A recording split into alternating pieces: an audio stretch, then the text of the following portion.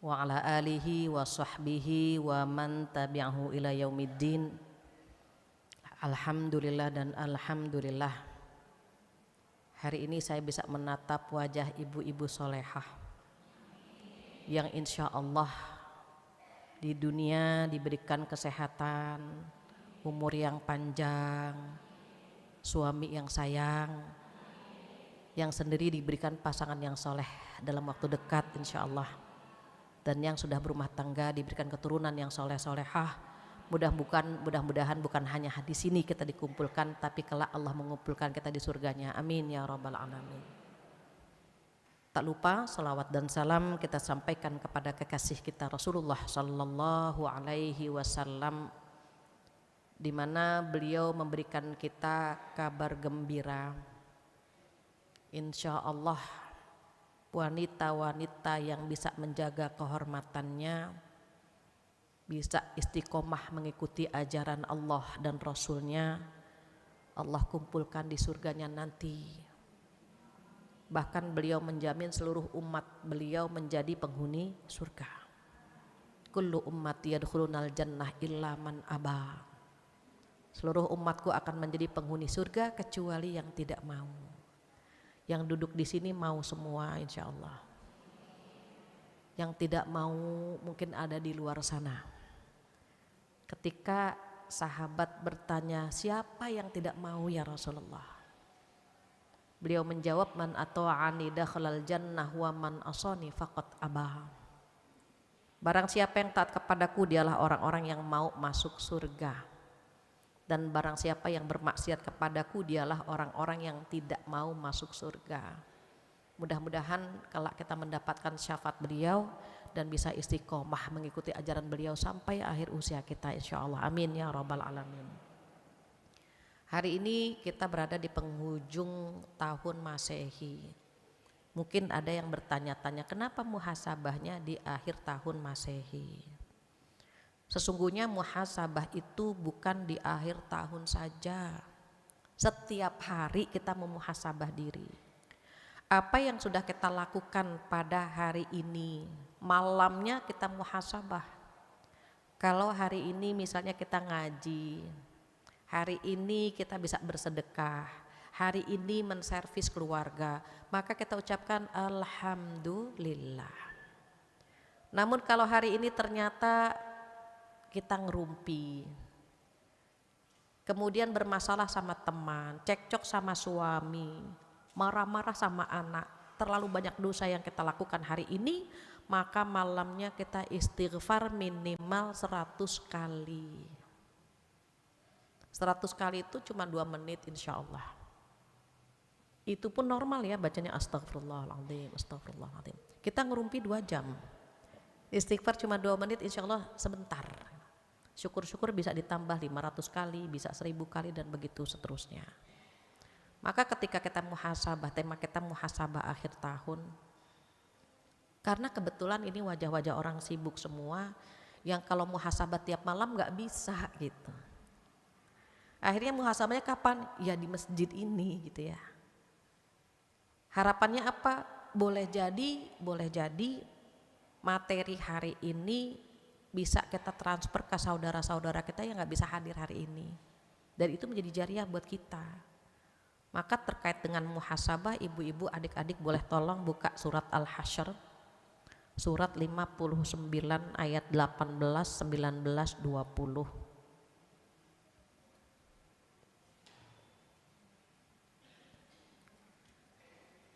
Yang sudah ketemu ayatnya boleh tolong dibacakan.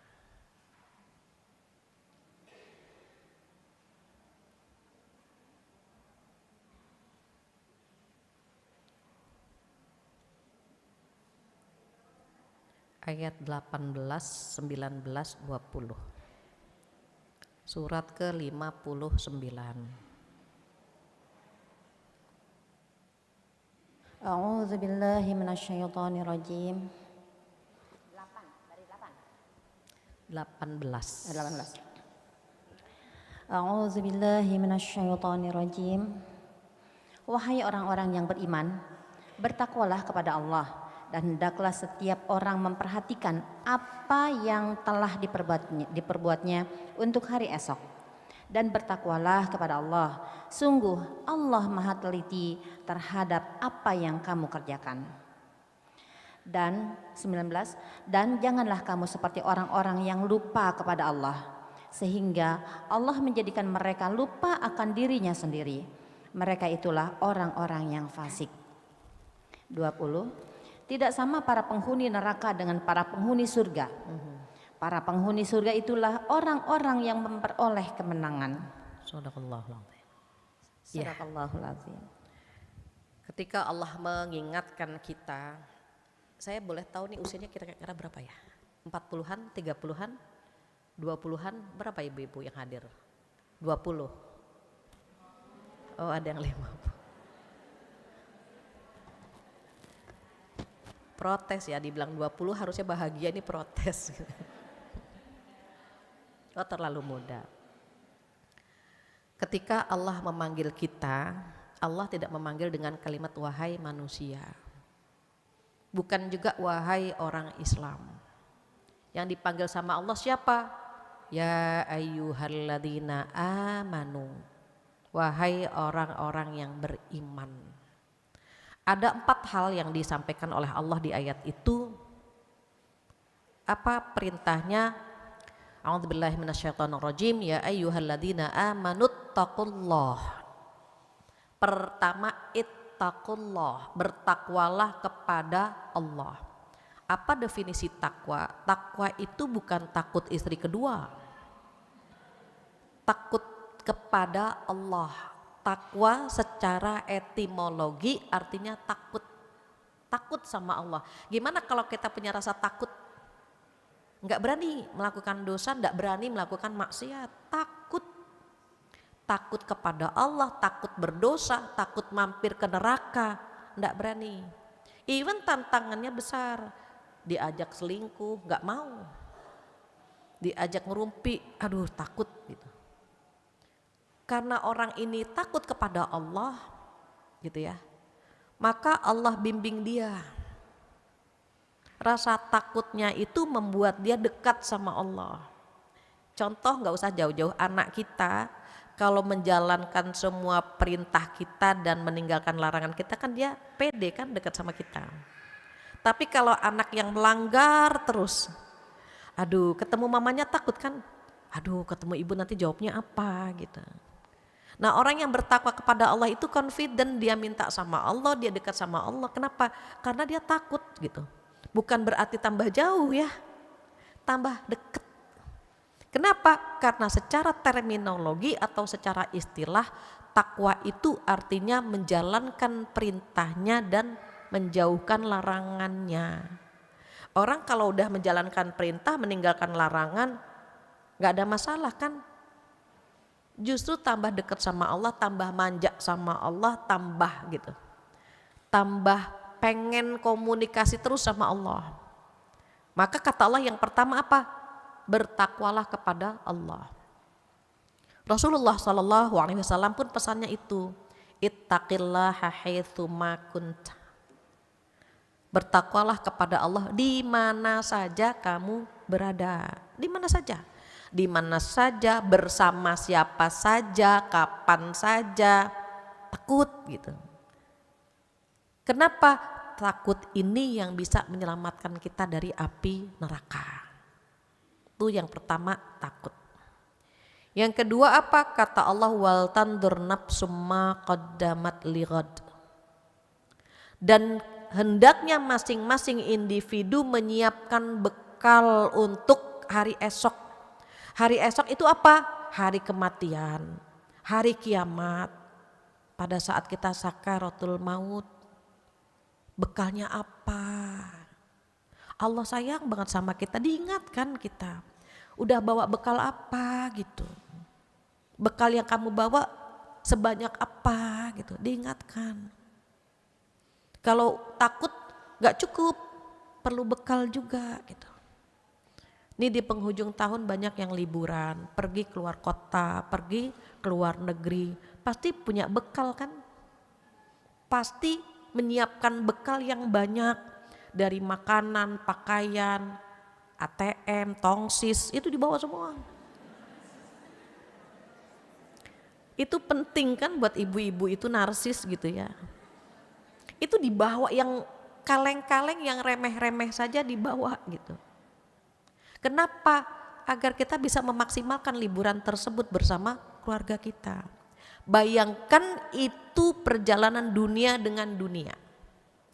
Keluar kota dunia, keluar negeri dunia. Bayangkan dunia dengan dunia, kita bawa bekal sedemikian rupa.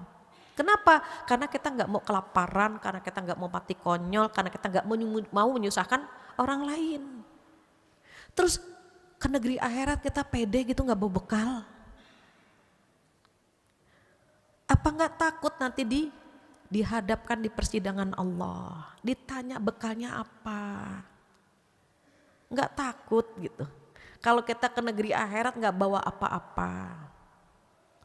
Maka Allah mengingatkan, hendaklah masing-masing individu menyiapkan bekal untuk hari esok, hari kematian, hari kiamat. Saat kita bertemu dengan Allah Subhanahu wa taala, apa yang sudah kamu bawa gitu. Nah, Allah ketika tahu kita bingung bekalnya apa, Allah pun memberikan solusinya. Kata Allah, tengok surat Al-Baqarah 177. Pintu kebaikan aku sediakan lewat jalan itu. Ada 4 pintu. Di surat Al-Baqarah 177, boleh dibantu biar mungkin teman-teman yang belum dapat ayatnya bisa mendengarkan. A'udzubillahi minasyaitonirrajim. Kebajikan itu bukanlah menghadapkan wajahmu ke arah timur dan ke barat. Tetapi kebajikan itu ialah orang yang beriman kepada Allah di hari akhir, malaikat-malaikat, kitab-kitab dan nabi-nabi, dan memberikan harta yang dicintainya kepada kerabat, anak yatim, orang-orang miskin, orang-orang yang dalam perjalanan atau musafir, peminta-minta, dan untuk memerdekakan hamba-hamba sahaya dan melaksanakan salat dan menunaikan zakat, orang-orang yang menepati janji apabila berjanji, dan orang yang sabar dalam kemelaratan, penderitaan, dan pada masa peperangan. Mereka itulah orang-orang yang benar, dan mereka itulah orang-orang yang bertakwa. Masya Allah. Shadaqallahul azim. Kata Allah, kalau mau nyari bekal, di antaranya di ayat itu. Bekal itu kita cari hubungan vertikal dengan Allah dan hubungan horizontal dengan manusia. Cari bekal kita yang pertama hubungan dengan Allah. Hubungan dengan Allah apa? Rukun iman. Di situ disebutkan ada 5 rukun iman yang Allah sampaikan kepada kita. Ini rukun iman ini bukan hanya kita hafal, tapi kita amalkan. Yang pertama saja, ketika Allah menyampaikan kebajikan itu bukanlah menghadapkan wajah ke timur dan barat, tetapi kebajikan itu adalah beriman kepada Allah. Kita bilang kita beriman kepada Allah, tapi sering kita lupa mengingat Allahnya saat kita bahagia.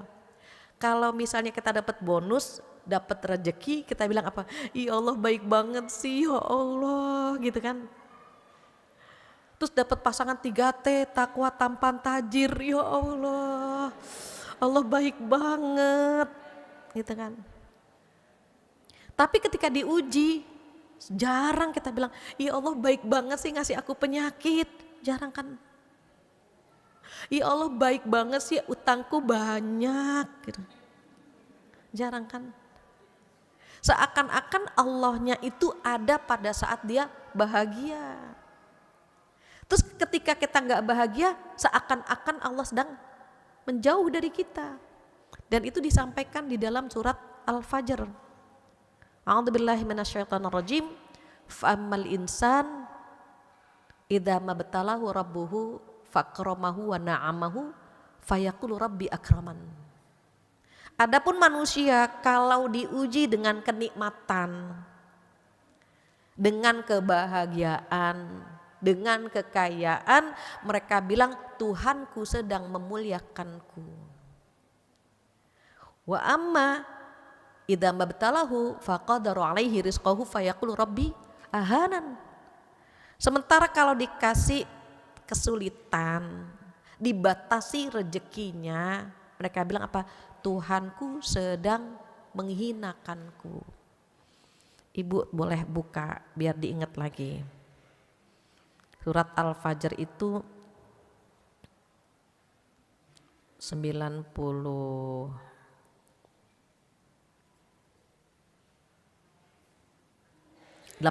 maaf.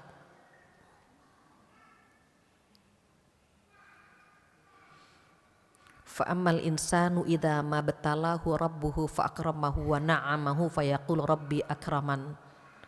Wa amma idza ma batalahu faqadara alaihi rizqahu fayaqulu rabbi ahanan. Ini manusia umumnya begini. Kalau sedang dikasih kenikmatan, sedang dimuliakan, posisinya bagus, dapat popularitas, identitas, fasilitas, isi tas. Mereka bilangnya, oh Allah sedang memuliakanku. Tapi kalau diuji dengan kesulitan, dibatasi rezekinya, diuji dengan penyakit, kehidupan yang sulit, utang yang melilit, mereka bilang Tuhanku sedang menghinakanku. Maka kata Allah apa? Kalla, jangan begitu gitu. Itu persepsimu salah, wahai hambaku, enggak begitu. Bisa jadi saat Allah mengangkat derajat kita justru dikasih ujian. Itu bedanya sayangnya kita sama hamba dengan sayangnya kita sama sesama dan sayangnya Allah kepada hamba itu berbeda. Ibu ketika anak cucu liburan seneng kan? Dikasih makanan yang enak, diajak jalan-jalan. Kenapa? Bentuk sayang kita kepada mereka, kita servis mereka. Nah kita kumpul-kumpul, kita makan-makan, kita jalan-jalan. Kenapa? Itu bentuk sayang kita kepada mereka. Kalau Allah sayang sama hambanya justru dengan ujian. Pinggang sakit, pasti nyebutnya ya Allah pinggang sakit. Allahnya keluar kan gitu. Ya Allah mana pala pusing, Allahnya keluar kan gitu. Jadi ketika Allah cinta sama kita justru Allah ngasih ujian kepada kita dan ujiannya disesuaikan dengan kemampuan kita, dengan keimanan kita. Kenapa? Itu bentuk sayangnya Allah kepada kita. Maka beriman kepada Allah itu saat kita bahagia maupun saat kita sedang susah ingat kepada Allah. Karena yang ngasih kebahagiaan dan yang ngasih kesulitan itu sama Allah juga gitu. Maka konsekuensi kita membawa bekal atau konsekuensi kita pengen punya bekal yang indah, yang baik, maka perbaiki hubungan kita dengan Allah Subhanahu wa Ta'ala. Itu iman kepada Allah itu bukan hanya Allah ada, enggak, dari semuanya. Husnuzon sama Allah, ya Allah, Allah sedang ngasih ujian. Pasti setelah ini ada hikmah yang akan Allah berikan, pasti ada manfaat yang akan kita dapatkan. Begitu juga iman-iman dengan yang lain, dengan malaikat, dengan kitab-kitab, dengan para nabi, dengan hari kiamat yang Allah sebut di situ hari kiamat dulu ya. Kenapa? Biar kita ingat, agar kita punya bekal saat kita bertemu dengan Allah, saat kita dihadapkan di persidangan Allah dan seterusnya, maka Allah mengingatkan kita untuk beriman kepada hari kiamat. Di hari kiamat nanti manusia itu kan terbagi dua ya Bu. Ada yang ngambil kitab dengan tangan kanan, ada yang ngambil kitab dengan tangan kirinya. Tangannya itu udah otomatis. Kita pengen banget ngambil dengan tangan kanan, tapi tangan kiri yang bergerak itu bisa. Siapa yang gak pengen ngambil kitab dengan tangan kanan? Orang baik-baik itu dengan tangan kanan. Insya Allah duduknya kita di sini ya.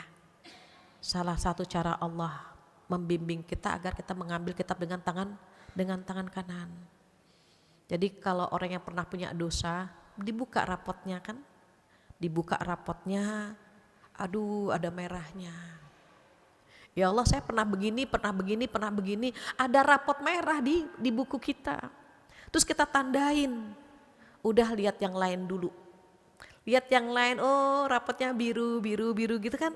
Alhamdulillah ngaji di Darussalam, ngaji di sini, ngaji, oh rapotnya biru.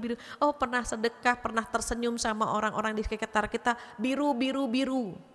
Terus kita balik lagi ke rapot yang merah tadi. Kita buka, Allah sudah menggantinya dengan rapot biru. Kenapa? Boleh jadi kita pernah menutup rahasia saudara kita. Maka Allah tutup aib kita di hari kiamat. Maka setelah rapotnya biru, baru kita bilang sama teman-teman kita, ha umqra'u kitabiyah. Silakan lihat rapotku, coba. Bangga karena isi rapotnya bagus. Maka kita diingatkan agar punya bekal, karena nanti ada rapot gitu. Nggak sia-sia kok kita duduk di sini, nggak sia-sia kita misalnya menservis keluarga, karena boleh jadi itu adalah bekal. Tapi yang pertama hubungan dengan Allah, bekal vertikal itu hubungan dengan Allah lebih baik lagi. Beriman dengan malaikat, nih malaikat ngerupin kita nih Bu. Barakallah kata malaikat Raqib, nih malaikat Raqib CCTV-nya Bu. Tuh pagi-pagi ngapain nih dia, yang pertama datang siapa, yang telat siapa, itu ada CCTV-nya. Pagi-pagi yang bangun bikin sarapan siapa, yang masih tidur siapa, ada CCTV-nya Bu. Nanti malaikat Raqib lapor ke Atid, ya Atid catat dia pagi ini Masya Allah. Dia sholat subuh tepat waktu, kemudian dia menyiapkan sarapan untuk keluarga. Itu lapor kepada Atid dan Atid mencatatnya. Jadi malaikat itu ngerumpin kita setiap saat. Sama halnya ketika ngaji pulang, tiba-tiba ada yang komentar, lihat Bu Fulanah nggak? Iya. Baju sama jilbab nggak matching ya? Iya.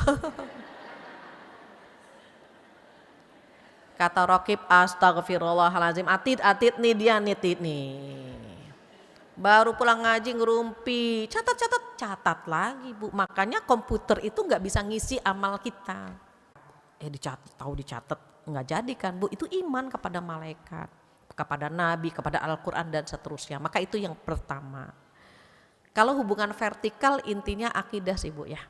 Hubungan sama Allah tuh lebih romantis gitu. Manja gitu sama Allah, ngadu sama Allah. Kayaknya ketika berdua-duaan dengan Allah itu udah nggak ada yang lain gitu. Gimana kalau kita pengen curhat sama Allah, pengen nangis sama Allah gitu kan. Jadi ketika adzan berkumandang, Allahu Akbar, adzan subuh nih Bu, berarti gitu. Berarti terhenti komunikasi kita di waktu malam itu. Terus kalau misalnya nggak bisa, kan ada sholat 5 waktu. 5 waktu pun saat kita berkomunikasi dengan Allah kan keren juga. Bedanya apa? Kalau sholat 5 waktu kan wajib. Kalau orang bisnis itu cuma kembali modal kita. Orang kalau dagang kan bukan hanya pengen kembali modal kan Bu, pengen dapat apa? Untung. Nah yang untung itu dari amalan sunnah. Banyak Ibu, Rasulullah ngasih amalan sunnah banyak banget. Sholat qobliyah ba'diyah, puasa Senin Kemis gitu kan, sedekah. Sedekah yang paling gampang kan senyum aja tiap hari. Yang penting ada temannya. Jangan pengen sedekah tapi nggak ada temannya gitu. Itu indah. Allah tahu semuanya. Sekecil apapun, maka jangan pernah meremehkan amal sekecil apapun, karena boleh jadi amal yang kecil tadi mengantar kita ke surga. Tapi jangan juga menganggap remeh keburukan sekecil apapun. Kenapa khawatir keburukan yang kecil tadi yang membuat seseorang masuk ke dalam api neraka? Jadi kita dijaga hubungannya dengan Allah. Bayar kodok sudah atau belum? Terus istiqomah atau tidak. Kadang-kadang kita tuh Bu, mohon maaf, manusia ini kata Allah ada 3 golongan kan Bu. Golongan yang pertama, golongan yang zalim terhadap dirinya sendiri. Apa zalim? Zalim itu tidak menempatkan sesuatu pada tempatnya. Waktunya sholat tidak sholat, waktunya zakat dia tidak zakat, harusnya sama suami taat dia tidak taat gitu. Harusnya sayang sama anak dia tidak sayang, harusnya membersihkan hati dia tidak membersihkan. Itu kata Allah kelompok nomor 1 itu di surat Fatir ya, surat Fatir surat ke-32 ayat 35.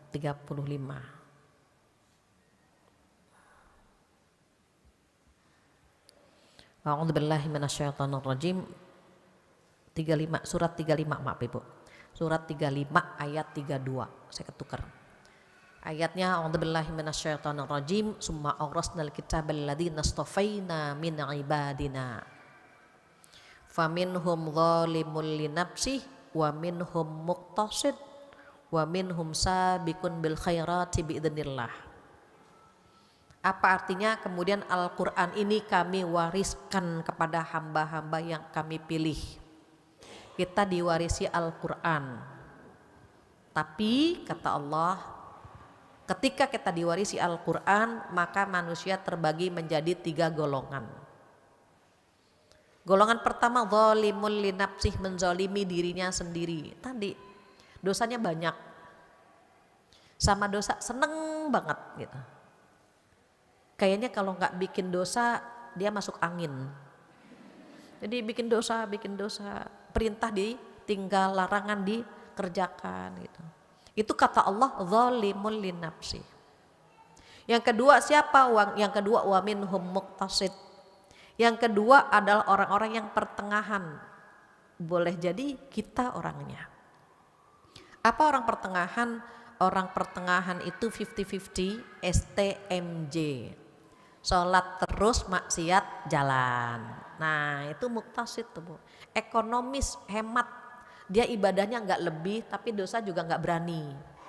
Kita kan tipe-tipe begitu kan Bu. Habis ngaji, alhamdulillah udah puas banget gitu, dapat pahala. Alhamdulillah udah ngaji, ya Allah ngerumpi sedikit matu nggak apa-apa gitu. Yang penting kan sama suami setia, cuci mata sih tuh gak apa-apa. Nah itu muqtasid tuh begitu. Jadi kalau misalnya dia capek, dia akan bilang sekali-kali gak apa-apa, kali gak duha, gak qobliyah ba'diyah, enggak gitu. Enggak puasa sunnah sekali-kali bolehlah gitu. Ini kita banget gitu ya, kita banget sering istirahat. Ya nggak apa-apa, menepi boleh, menyerah jangan udahlah pasrah, terserah deh gimana kayak nanti meninggalnya, enggak, jangan begitu.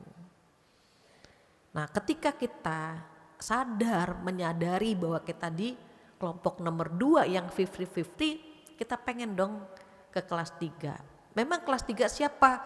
Kata Allah wa minhum sabiqun bil khairati biidznillah. Kelompok nomor 3 adalah orang-orang yang selalu berlomba-lomba, bergegas-gegas melakukan kebaikan. Tapi ada kalimat ujungnya Bu, biidznillah, dengan izin Allah. Kita duduk di sini nih karena izin Allah.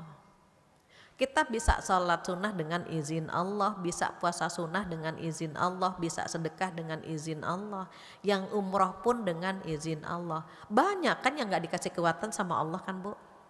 Contohnya gini, ketika adzan berkumandang, Allahu Akbar, kita tahu kan itu adzan, kita jawab Allahu Akbar gitu ya. Asyhadu an la ilaha illallah, jawabannya sama kan?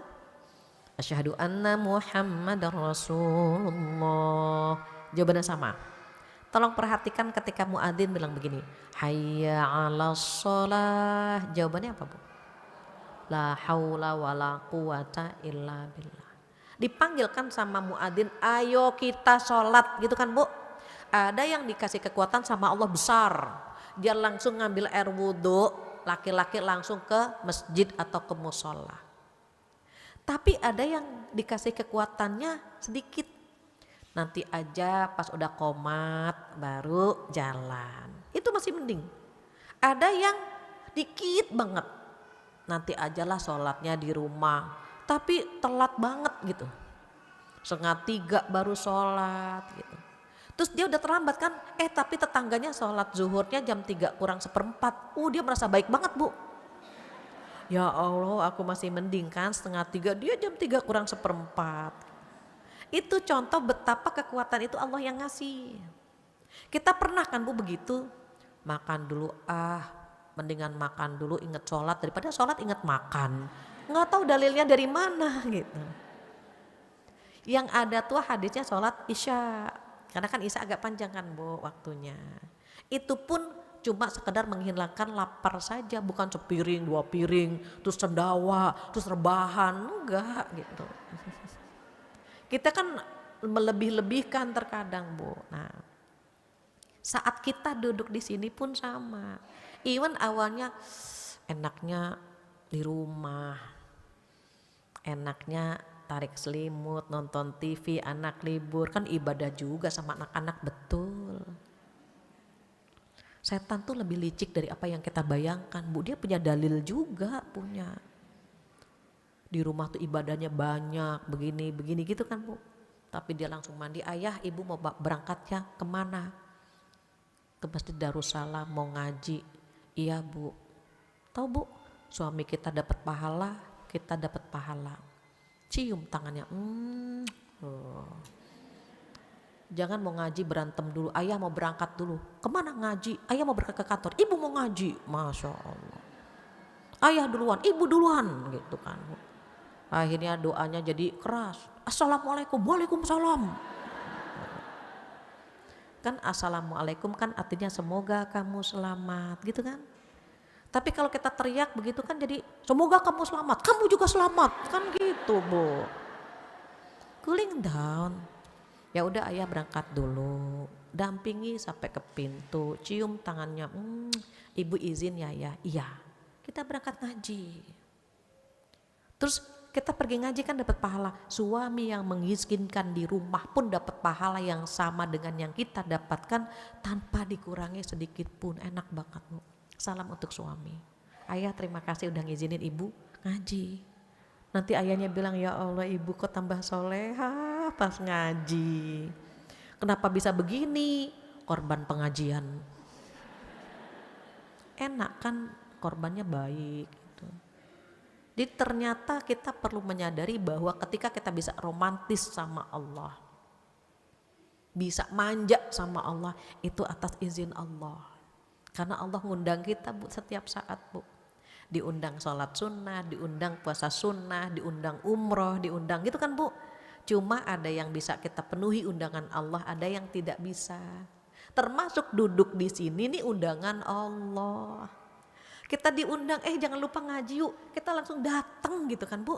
Kenapa? Allah yang bimbing kita ke sini, tanpa izin Allah kita nggak duduk di sini. Maka hubungan dengan Allah kita perbaiki, itu muhasabah kita agar menjadi bekal. Itu nomor 1 ya bu, hubungan vertikal. Yang kedua apa? Hubungan dengan manusia, horizontal. Kita cek sama-sama. Bagaimana hubungan kita dengan orang tua kita?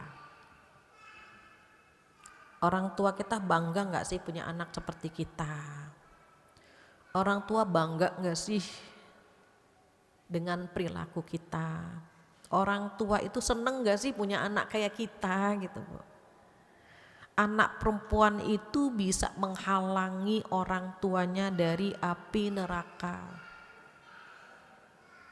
Maka kalau kita punya suami baik banget, dia ngizinin kita menjalin silaturahim dengan orang tua, dia bantu kita untuk bisa taat sama orang tua, itu Masya Allah keren banget bu suami seperti itu. Kenapa? Karena kita pun sama, ayah udah transfer buat ibu belum? Ayah udah nengok ibu belum? Ayah jangan lupa ya, kita kan nanti dapat bonus atau dapat rezeki, jangan lupa ibu dikirim ya ayah. Karena kita mengingatkan suami kita, maka suami kita pun akan melakukan hal yang sama gitu. Karena kita tahu anak laki-laki itu dari kecil sampai dia meninggal itu milik orang tuanya. Kita sebelum menikah milik orang tua. Setelah menikah ketaatan kita bertambah dengan Suami. Suami yang sayang akan membantu kita tuh Bu. Taatlah sama ibumu gitu. Kita pun sama. Begitu juga orang tua yang paham, nak, taat sama suami ya nak. Biar ibu dapat pahala nak. Kalau kamu gak taat sama suamimu, ibu gagal mendidik kamu menjadi istri yang baik. Taatlah sama suamimu nak. Dia akan paham betul bagaimana mendidik anak-anaknya. Kalau anak laki-laki, nak jangan lupa royal ya nak sama anak istrimu. Bahagiakan mereka nak. Itu kewajibanmu dan begitu seterusnya. Seandainya menantu dengan mertua akur itu gak ada pohon lidah mertua tuh gak ada Bu. Ini ada pohon lidah mertua tajam, kenapa? Yang ngasih nama tuh siapa? Padahal kan gak harus ada pohon lidah mertua. Seandainya masing-masing paham. Cuma memang yang pernah saya singgung, kita kalau ditegur sama orang tua kita gak baper Bu. Tapi kalau yang negur mertua agak baper gitu. Orang tua komentar begini, nak kamu tidur terus sih nak, iya Bu ngantuk begitu kan, biasa kan. Tapi kalau mertua yang ngomong, nak kamu tidur terus nak, ya Allah mertua gini amat sih punya mertua gitu kan Bu. Sama kalimatnya, cuma kitanya baper kalau mertua yang bicara. Disitulah ketika kita jadi mertua gimana ya caranya biar dia gak tersinggung gitu. Bisa jadi lewat anak kita, nak tolong pasanganmu dinasehati biar begini, begini, begini. Itu lewat anak kita. Karena kalau anak kita dia gak tersinggung kan Bu. Nak tolong jangan gini, gak tersinggung. Tapi kalau mertua yang bicara agak tersinggung. Sama kalau anak yang ngomong ke kita gak tersinggung. Bu nanti gini, gini, ya gitu kan. Sering kan, Bu bisa tolong bikinin nasi goreng gak? Gak apa-apa kan? Ya nak, iya. Coba kalau mantu yang ngomong gitu. Oh, ibu akan menantu kualat gitu kan Bu. Mertua disuruh bikin nasi goreng gitu. Itu sebetulnya yang bikin hati kita aja sih Bu. Persepsi kita gimana? Kalau kita deket ya gak apa-apa kan udah deket gitu. Tapi gak bisa tuh Bu. Itu yang bikin mertua sama menantu gak kompak. Dan setan pun bermain di situ.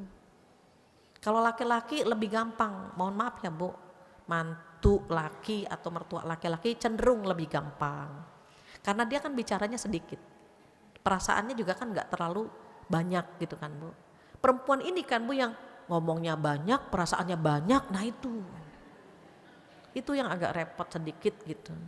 Makanya suami itu kalau bisa di copy paste dia dibagi dua, yang satu buat ibunya, yang satu buat istrinya. Repot loh Bu jadi punya suami tuh Bu. Jadi suami repot, kesian. Yang ini istrinya ngadu, yang ini ibunya ngadu. Ya Allah dia bilang kalau bisa dibagi dua saya copy paste deh ini, di copy deh gitu kan Bu. Tapi kan gak bisa. Nah itu hubungan kita dengan orang tua, dengan mertua ya Bu diperbaiki. Sering-sering minta maaf sama orang tua. Buat bangga gitu. Masya Allah nak kamu tuh tiap bulan ngirimin uang buat ibu nak. Dulu mungkin ya anak-anak muda ya, kalau mentransfer orang tua ngasih buat orang tua kita akan bingung kenapa sih ibu kita nangis terus gitu. Dikasih uang nangis, dikasih hadiah nangis, kok cengeng banget gitu ya. Setelah saya jadi orang tua Bu, benar Bu, rapuh sekali hati kita kalau sudah berkaitan sama anak. Umi atau ibu ada rezeki, jangan rapuh sekali, kita nangis ibu. Biasanya orang tua kalau udah rapuh, udah sedih, dia bilang apa, ya Allah berkahi rizki anakku ya Allah. Aras di atas berguncang hebat mengabulkan doa ibu kita. Jangan pelit-pelit sama orang tua, jangan perhitungan sama orang tua. Orang tua ngasih sayangnya ke kita gak pernah perhitungan kan Bu.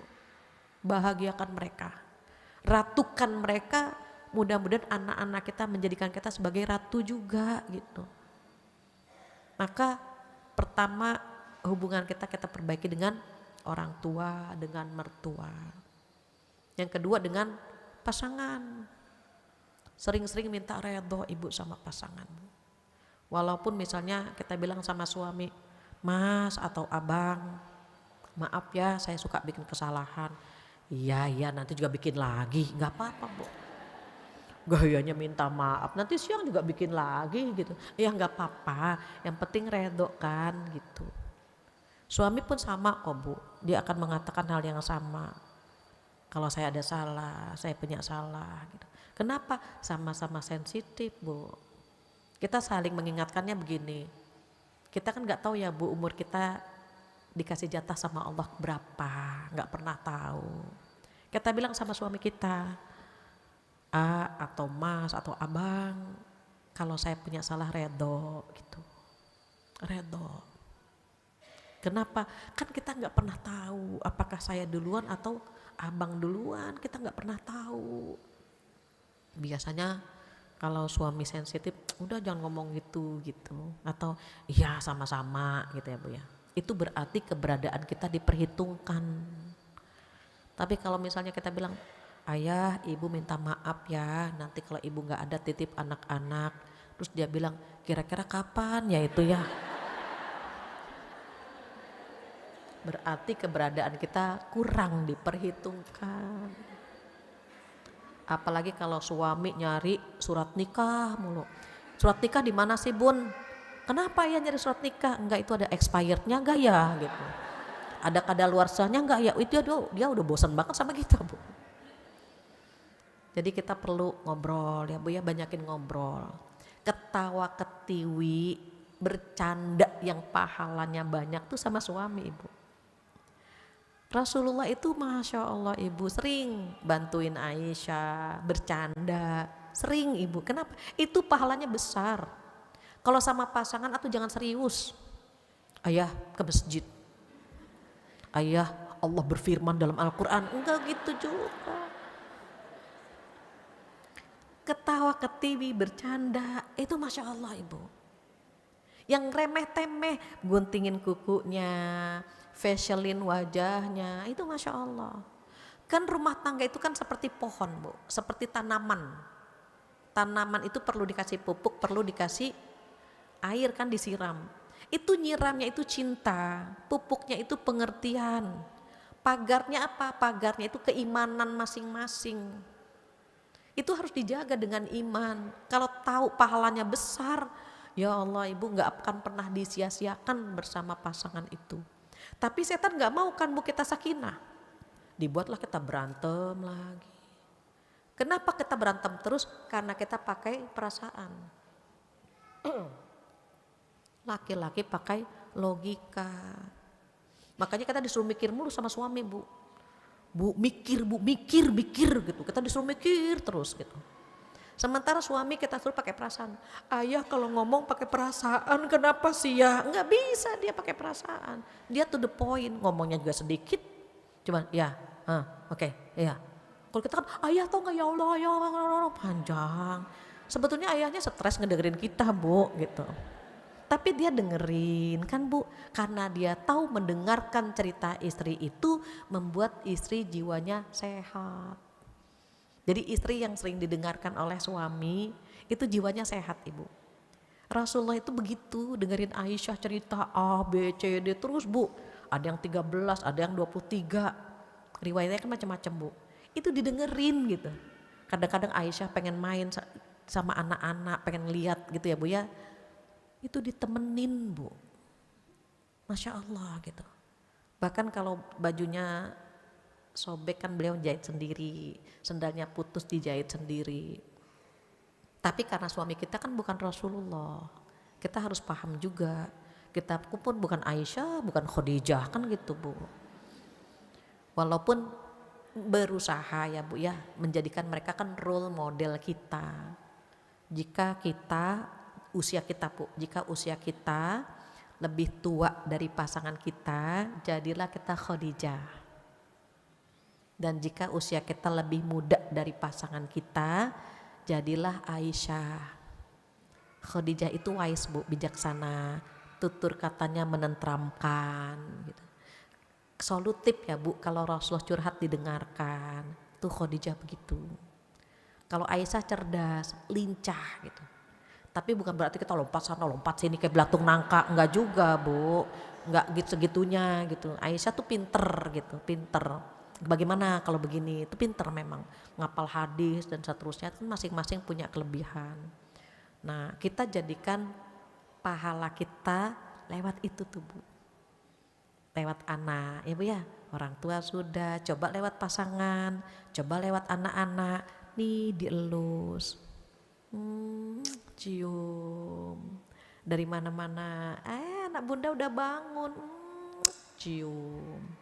Mau ngaji, bunda ngaji dulu ya, bunda ikut sebentar kok, sebentar gitu. Ya sayang ya, ditenangin, dielus-elus. Nggak usah galak-galak lah. Bunda ikut, mulai. Ini apa nih? Nggak usah. Kan kita mau dapat pahala dari ngaji, tapi anak kita sedih, gimana dong? Masa udah sedih dimarahin lagi? Mulai. Nih, tuh, nggak usah. Kita tenangin, bunda sebentar kok. Ibu nyenengin anak tuh, itu pahalanya seperti memerdekakan hamba sahaya. Bikin mereka tertawa, itu pahalanya seperti nangis di tengah malam Bu, kalau kita tahu itu. Anak-anak itu ladang pahala banget buat kita. Nanti cucu liburan, ya Allah cucu kita datang, kita cium. Ini anak mantu bawa koper, kita udah langsung ya dia bawa koper, ya lama nih kayaknya nih gitu. Justru kita berpikirnya alhamdulillah dia betah di rumah kita, dia mau liburan di rumah kita. Negatif itu dibuang, positif aja, alhamdulillah anak cucu mau liburan, insya Allah rezeki kita berkah. Betul berkah Bu, ada aja rezekinya buat mereka yang hadir di rumah kita. Kan mereka datang ke rumah kita, mereka bawa rezeki buat kita. Mereka pulang dari rumah kita, mereka bawa musibah dari rumah kita, bawa penyakit, kan begitu. Jadi dinikmati hubungan kita dengan sesama, terutama siapa? Orang-orang yang kita cinta, teman. Sering-sering ditraktir Bu temen tuh. Kenapa? Itu pahalanya pahala sedekah. Makan-makan yuk tanggal merah, aku traktir bakso misalnya gitu. Sudah Bu, gak usah bilang sedekah, gak usah. Aku traktir yuk makan bakso. Kenapa? Biasa sedekah. Ya Allah, itu bakso nyangkut di sini Bu. Ya Allah, ini bakso sedekah kita makan nggak ketelen Bu. Nggak usah dibilang sedekah, Allah sudah nyatet. Nih anak-anak liburan kita bahagiakan, kita belikan mainan Bu. Itu pahala sedekah semua itu Bu. Masya Allah, Masya Allah. Gampang, enak kalau kita mau. Bekal itu kan gak harus vertikal, ada horizontal juga Bu. Pengennya kita meninggal nih Bu, mereka tuh punya kesan sama kita semua gitu loh Bu. Siapapun yang pernah kenal sama kita berkesan. Anak-anak kita tuh gak hafal, kita ini dulu kuliahnya S1 atau S2 jurusannya apa, oh anak-anak gak hafal Bu. Yang mereka hafal, yang mereka ingat hanya kebersamaannya bersama kita. Yang mereka ingat itu. Dulu kita begitu kan Bu, ketika dibawa liburan sama orang tua kita ingat terus. Anak-anak kita juga sama. Walaupun gak liburan, di rumah kita masak-masak, bakar-bakar. Itu berkesan buat mereka. Kenapa kita bahagiakan? Karena ada pahala di sana. Bahagiakan mereka. Sebelum mereka meninggalkan kita atau kita meninggalkan mereka. Bahagiakan. Nanti nyesel Bu kalau dia kenapa-napa, ya Allah nyesel ya suami belum bahagia atau anak-anak belum bahagia, tapi dia sudah meninggalkan kita, sedih kan Bu. Penyesalan itu kan pasti di akhir, karena kalau di awal pendaftaran namanya. Diingat tuh Bu, kebaikan-kebaikan, pahala-pahala gitu ya Bu ya. Harapannya apa? Harapannya itu menjadi amal pemberat timbangan kita. Kita evaluasi sama-sama. Anak kita bangga gak punya ibu seperti kita? Atau dia menyesal gitu. Kenapa ya ibu saya dia gitu kan Bu, kan ngeri, sedih kita Bu. Tapi kalau kita bangga sama anak-anak, bangga kita sama anak-anak. Ini anak yang pertama, kita kenalkan ini anak yang kedua gitu. Ada orang tua yang, nah nanti kalau ketemu sama temen ibu, kamu jangan keluar ya, jangan bikin malu ibu gitu. itu anaknya juga malu punya ibu kayak kita. Kalau katanya malu, nanti anak kita bilang apa? Bu, aku mau arisan sama teman-teman, ibu jangan keluar ya. Kan sedih begitu. Bangga, anak kita seperti apa? Bintang. Anak kita tuh bintang di hati kita. Dia bersinar setiap saat di hati kita. Banggalah dengan anak-anak. Karena kita pun seperti mentari kan Bu. Kalau anak kita nyanyi, kasih ibu kepada beta gitu kan Bu. Tak terhingga sepanjang masa. Itu kita dengerin tuh Bu, nangis kita Bu. Hanya memberi, tak harap kembali. Bagai sang surya menyinari dunia. Kita dengerin ya Allah, kenapa dia pakai hati nyanyinya. Bagai sang surya, kita itu seperti surya di mata mereka, menyinari terus gitu kan Bu. Luar biasa. Terus kalau mereka menjadikan kita seperti mentari, kita jadikan apa? Bintang di hati kita. Anak-anak tuh bintang, bersinar terus gitu Bu ya. Kita terima dengan semua kekurangan, semua kelebihannya kita terima. Kenapa? Nanti hubungan kita deket banget sama anak. Gak pernah nyium, dia tidur kita cium. Gak pernah meluk, dia tidur kita peluk. Karena kalau dia melek, dia bangun, dia malu. Gak biasa. Ya udah kita meluknya saat dia tidur, ciumnya saat dia tidur, dia tahu kok Bu. Oh ibuku sedang menciumku, oh ibuku sedang memelukku, dan begitu seterusnya. Buat oma-oma yang punya cucu juga sama. Ciumlah cucu-cucu kita. Yang cucunya 1, 2, 3 cium, cucu oma datang. Bahagiakan mereka, pahala insya Allah. Dan boleh jadi itu yang bikin kita masuk surga. Seorang kakek terheran-heran lihat Rasulullah Bu nyium cucunya, diciumin cucunya gitu Bu. Apa kata sahabat ini, pria ini, ya Rasulullah aku tuh punya cucu banyak, tapi aku gak pernah cium mereka. Apa kata beliau, man la yarham la yurham. Barang siapa yang tidak pernah memberikan cinta, jangan berharap mendapatkan cinta. Dan aku khawatir rasa cintamu sudah dicabut sama Allah. Jadi kalau kita bisa nyium pasangan kita, bisa nyium anak kita, cucu kita, teman kita, ketahuilah bahwa pada saat itu rahmat Allah sedang turun kepada kita. Rahmat Allah turun kepada kita dan kita pantulkan kepada siapa? Kepada yang dekat sama kita. Anak dekat sama kita merasakan cinta kita. Pasangan dekat sama kita merasakan cinta kita. Teman pun demikian, orang tua pun demikian. Kenapa? Karena pada saat itu rahmat Allah sedang turun kepada kita dan kita pantulkan kepada sesama. Alhamdulillah kalau hati kita dipenuhi dengan cinta. Itu anugerah, itu rezeki Ibu. Beruntung, bersyukur bisa nyium mereka. Jadikan itu bekal untuk hari kemudian. Jadi kan ada 4 tadi Bu, takwa, menyiapkan bekal, ditutup lagi dengan takwa, wattaqullah. Kenapa? Karena ada orang yang takut di awal, bisa menyiapkan bekal, tapi gak takut di akhir gitu. Maka Allah meminta kita bertakwa, menyiapkan bekal, kemudian ditutup dengan takwa lagi agar dia husnul khotimah. Jadi dibuka dengan takwa, di tengah-tengahnya menyiapkan bekal, dan kemudian ditutup lagi dengan takwa lagi. Kenapa? Kata Allah di sini, innallaha khabirum bima ta'malun. Karena Allah maha teliti banget Bu terhadap apa yang kamu lakukan. Terakhir kata Allah apa? Wala takunu kalladzina nasullaha fa'ansahum anfusahum. Dan janganlah kamu seperti orang-orang yang lupa kepada Allah. Orang kalau lupa sama Allah otomatis lupa sama dirinya sendiri. Bahasa gampangnya dia lupa diri gitu. Yang ngasih ini semua Allah gitu kan Bu.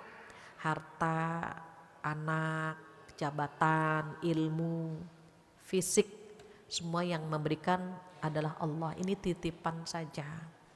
Titipan itu kan kalau diambil ya harus belajar redo gitu.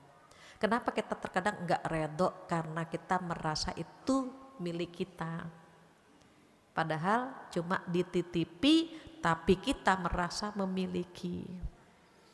Nah kalau sudah menyiapkan ini ya Bu, kita keluar dari sini berharap sekali. Allah redha ya Bu ya. Kita menyiapkan bekalnya, cari deh Bu, hubungan dengan Allah atau hubungan dengan manusia. Intinya punya kemauan menyiapkan bekal. Dan mudah-mudahan duduk di sini pun termasuk sebagai bekal untuk hari kemudian. Allahu a'lam bishawab. Gak terasa sudah jam 10:30. Mungkin kita ngobrol-ngobrol, ada yang ingin bertanya atau ingin menambahkan atau ingin mengurangi. Ada waktu kurang lebih 30 menit, saya kembalikan kepada MC.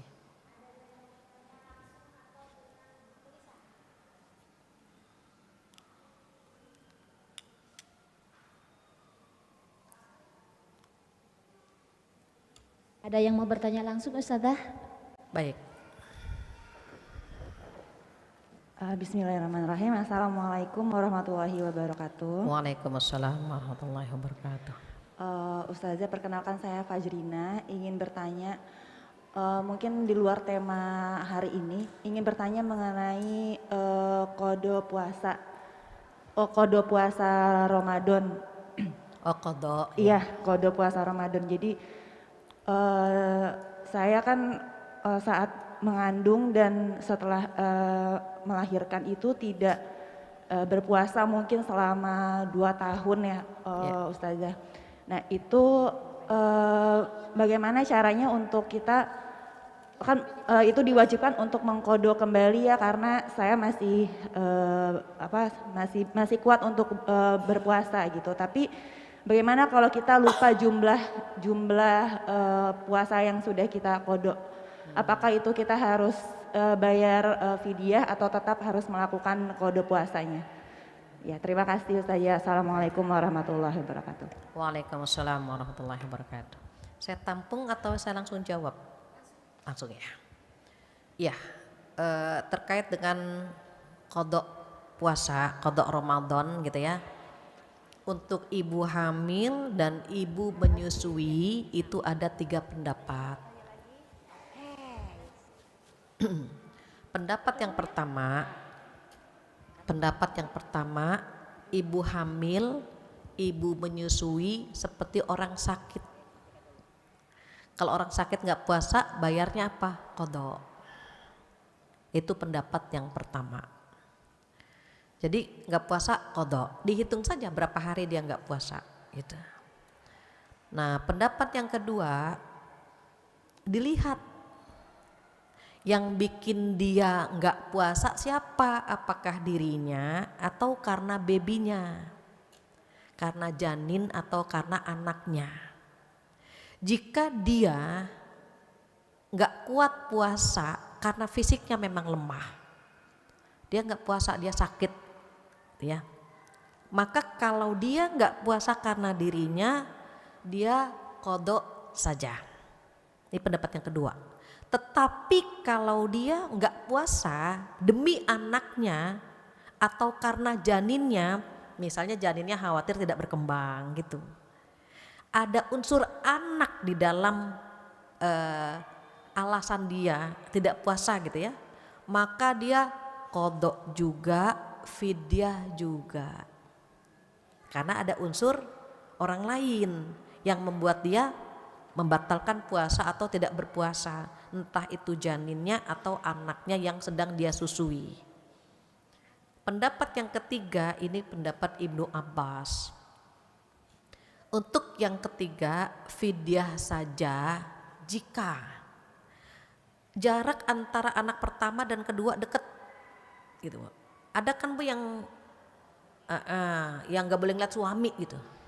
Lihat suami hamil, baru di WA hamil gitu kan. Nah yang begitu tuh, yang jaraknya dekat, maka dia boleh bayar fidyah dulu gitu. Nanti ketika anak sudah besar, dia bisa membayar qadha puasa. Nah pilihannya ada di situ. Mau pendapat yang pertama kah, kedua kah, ketiga. Nah qadarullah kalau anak pertama, kedua, ketiga, karena saya merasa masih muda, itu anak-anak dibawa puasa nggak apa-apa, fine saja, nggak ada masalah gitu. Artinya kuat berarti kan fisik kita. Tetapi kalau kita udah cukup umur, hamil gitu ya, itu kadang-kadang perlu nyoba, perlu batalin gitu.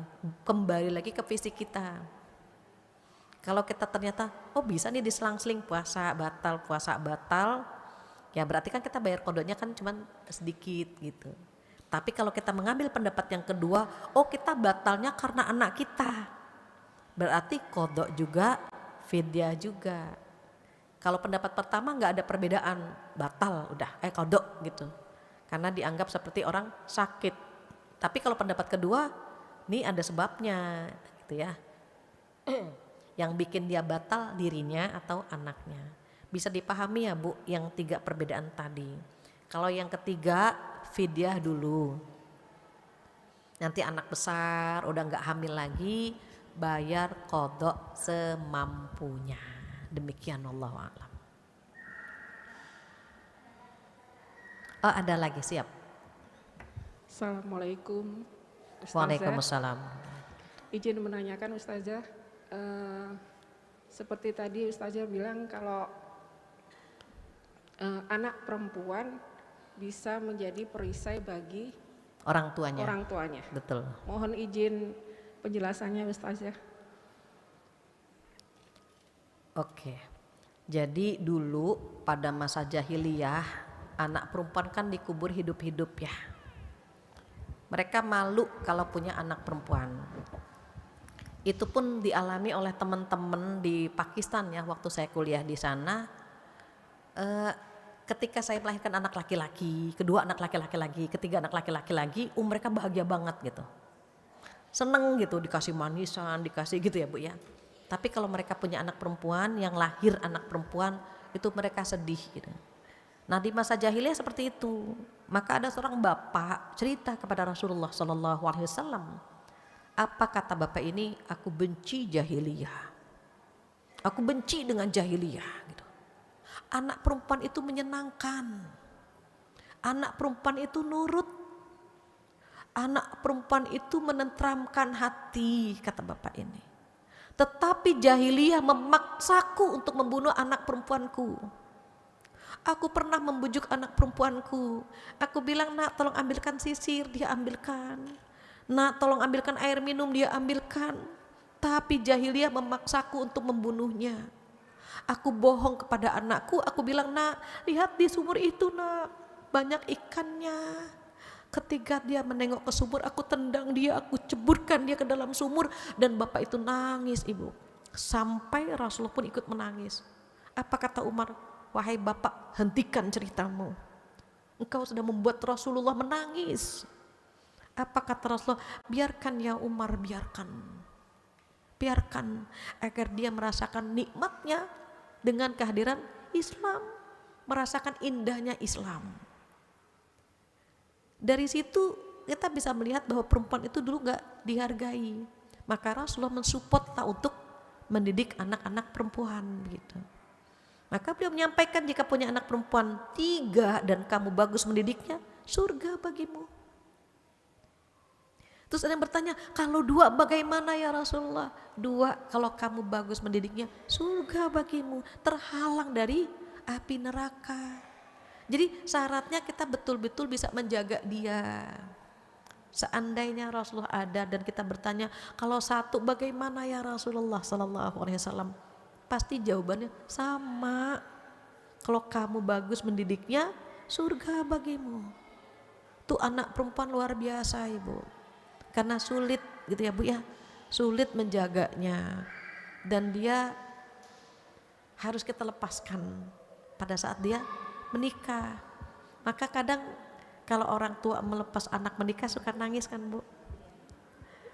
Dia menangis apakah nanti anaknya ini mendapatkan pasangan yang tepat gitu.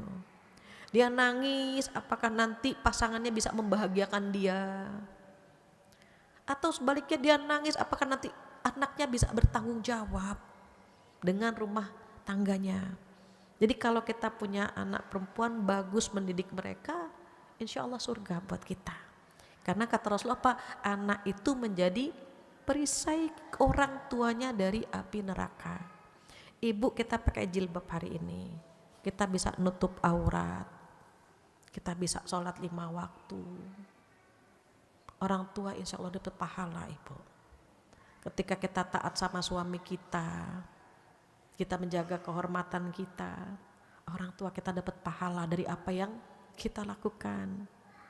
Beruntung kalau kita bisa mentransfer pahala untuk orang tua yang sudah membesarkan dan merawat kita. Demikian, mudah-mudahan kita termasuk yang bisa ya Bu. Kalau dulu, ini perlu disampaikan Bu, dulu ketika saya termasuk yang kolot ya Bu, orang tua saya tuh protektif sekali. Dulu itu di pesantren saya diputuskan untuk ke Kairo, ke Al-Azhar. Kemudian ayah saya komentarnya begini, nanti ayah cek dulu, ayah lihat dulu. Beliau langsung pergi Bu sama ibunda saya ke Mesir mau ngecek Al-Azhar gitu, dicampur atau tidak gitu. Ternyata di sana bisa ketemu laki sama perempuan begitulah. Pulang ke Indonesia lapor ke Pak Kiai, Pak, anak saya jangan di sana. Ada nggak kampus yang terpisah gitu antara laki dengan perempuan? Saya bilang ayah kan udah di pesantren ya, dipisah laki perempuan, masa kuliah dipisah juga gitu ya? Nggak apa-apa gitu. Apa komentar beliau? Ayah pengen dapat surga dari Fatihah. Saya langsung nangis, wah gitu kan Bu, terharu. Sekarang saya sampaikan ke anak perempuan saya satu-satunya, nak jaga diri, nak jaga akhlak. Umi pengen dapat surga dari kamu nak, karena kalau Umi bisa mendidik kamu dengan baik, Umi masuk surga. Jadi kamu kalau dilarang nggak boleh ini, nggak boleh itu, nggak boleh ini, nggak boleh itu, karena Umi pengen dapat surga lewat kamu nak gitu. Itu disampaikan Bu. Karena saya ketika disampaikan sama almarhum orang tua saya Bu, saya tuh kayak ketampar, ayah pengen dapat surga dari Fatihah, Fat gitu. Akhirnya saya bilang ke anak saya begitu, dia diam Bu. Umi kan pengen dapat surga dari kamu nak gitu. Karena memang anak perempuan bisa menjadi tameng, bisa menjadi perisai orang tuanya dari api neraka. Mudah-mudahan perempuan-perempuan di sini menghalangi orang tuanya dari api neraka, insya Allah. Amin ya robbal alamin. Demikian jawabannya Ibu. Satu lagi Ustaz. Satu lagi. Assalamualaikum warahmatullahi wabarakatuh. Waalaikumsalam. Ustazah, maaf ini kayaknya tidak sesuai dengan tema, tapi saya mau nanya nih Ustadz. Ibu oke, siap. Bagaimana agar kita menerima takdir dari Allah yang saat ini kita alami, padahal takdir yang kita alami saat ini tidak sesuai dengan harapan kita. Terus bagaimana caranya supaya kita ikhlas dengan ketetapan yang menurut kita tuh sebenarnya ini tuh nggak baik gitu. Menurut kita ini nggak baik gitu ya. Ya, makasih Ustadz. Izin ya Bu. Jadi terkait dengan takdir, ini pertanyaan yang susah sebenarnya. Seandainya kita tidak beriman kepada takdir, mungkin kita stres Ibu. Seandainya kita tidak percaya dengan ketentuan Allah, mungkin kita depresi. Kenapa orang di Jepang, orang di luar negeri yang gak bertuhan, yang gak percaya dengan takdir banyak yang bunuh diri? Kenapa? Oh mereka stres, mereka depresi. Kenapa hidup saya begini? Kenapa saya mendapatkan sesuatu yang tidak saya inginkan, sementara yang saya inginkan tidak Allah berikan? Kita akan banyak pertanyaan kepada Allah saat kita tidak beriman dengan takdir. Sekarang kita buat ilustrasi, ini gadget, ini HP di tangan saya. Karena HP di genggaman saya bebas dong. Saya mau buka WA, buka YouTube, buka IG, buka TikTok, buka apapun terserah saya kan gitu. Kenapa? Karena saya yang memegang HP ini.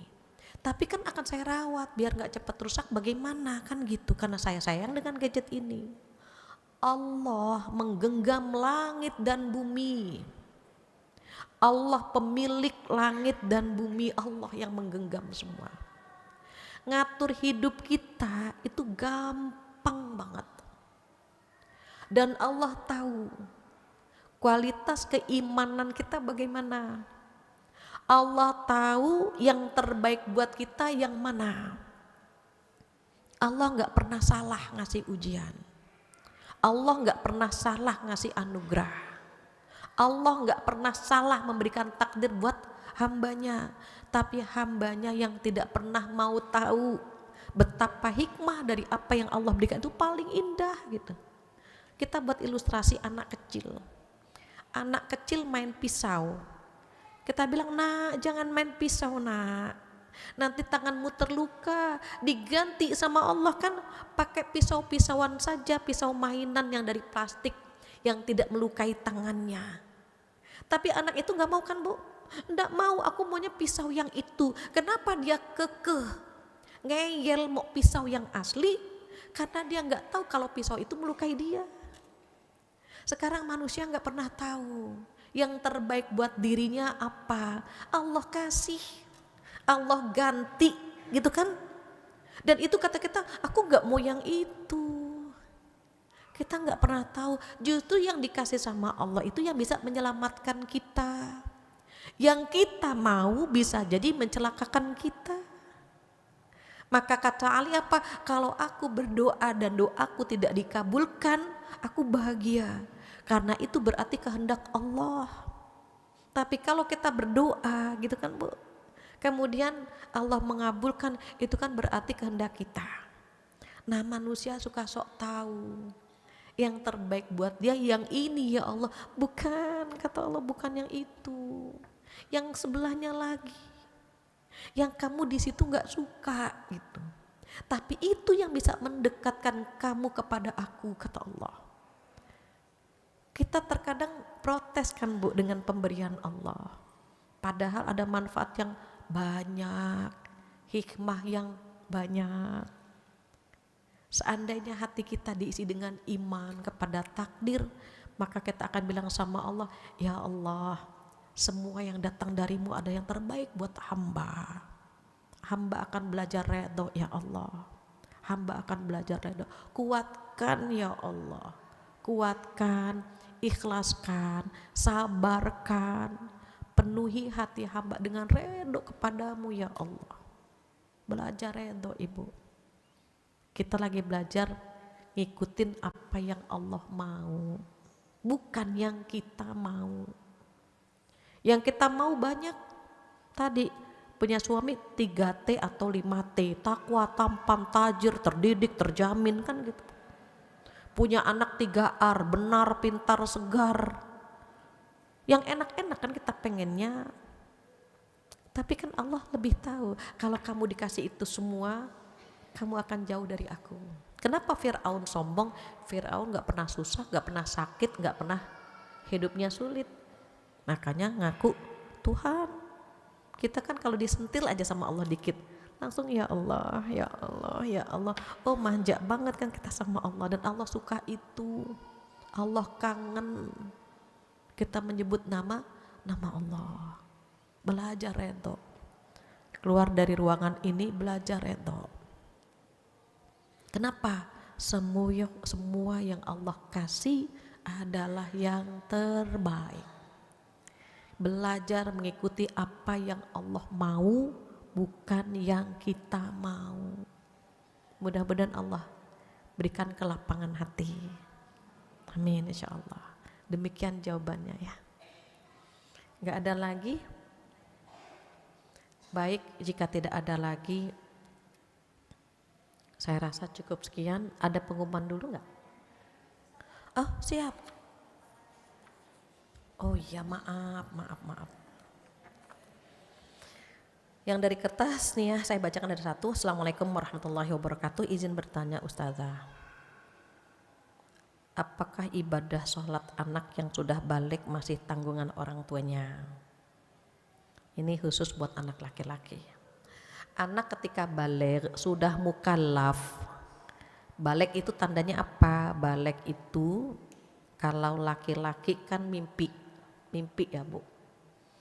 Mimpi basah atau mimpi indah bahasanya. Nah ini yang pertama tahu harus kita. Yang pertama tahu anak laki-laki ataupun anak perempuan balik itu ibunya. Itu yang pertama tahu. Jangan temannya. Banyak anak-anak sekarang yang mimpi itu jadi bahan lelucon di antara teman-temannya. Kamu mimpi siapa? Kamu siapa? Masuk masjid belum mandi hadas besar. PR buat para orang tua. Jadi ketika anak laki-laki sudah balik, dia bisa cerita sama orang tuanya, ayahnya atau ibunya. Terus bagaimana kita sampaikan, nak, kamu udah mimpi ya. Kita lihat ekspresinya, kalau dia bilang mimpi apa bun? Mimpi indah. Oh makan es krim. Oh bukan. Mimpi indah itu mimpi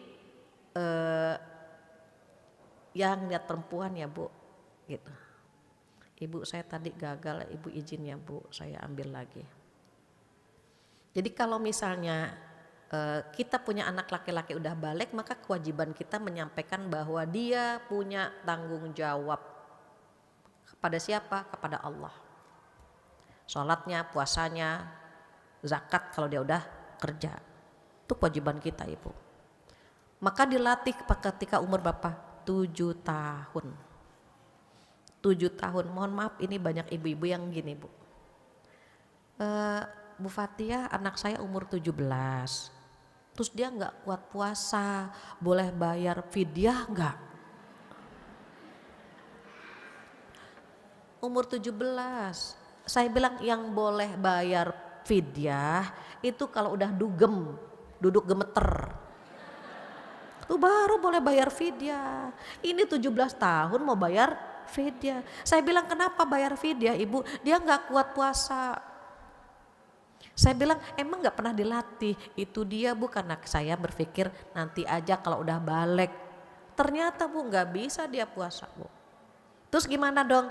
Rasulullah udah ngasih cara kan Bu, umur 7 tahun diajarkan sholat, dilatih puasa, latih nutup aurat. Nanti ketika masa murohakoh, ketika dia mendekati balik, dia sudah biasa mengerjakan perintah Allah semua.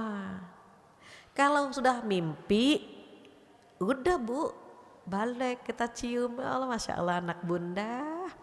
Udah balik ya nak ya, sekarang dosa dan pahala kamu tanggung semuanya sendiri.